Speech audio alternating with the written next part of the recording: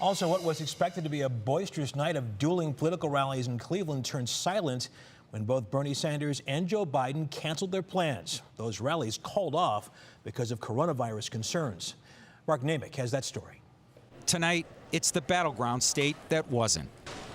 Just 90 minutes before the doors were set to open for Bernie Sanders' rally at the Cleveland Huntington Convention Center, supporters were told they couldn't come in. I got out of class, drove 2.5 hours straight here.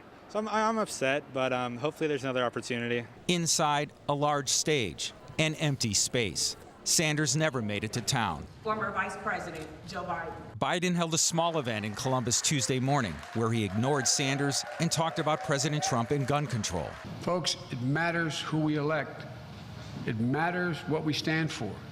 So let's start getting rid of Donald Trump as president and the initiatives the NRA and the Oval Office are continuing to dictate.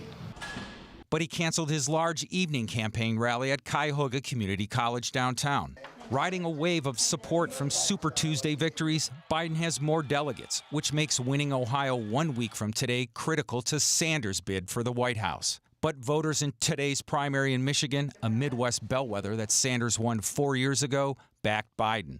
This puts Sanders' bid for the White House in jeopardy. Sanders' campaign co-chair, former Ohio State Senator Nina Turner, said Sanders' policy differences, especially on health care, position him to do well in Ohio. Medicare for all comes first to mind, especially given what we're going through right now, that it is so important that all of the people who are uninsured and underinsured have that health care insurance. And it is linked to the virus right now because people will not go and get the test and they will hesitate because they cannot afford it.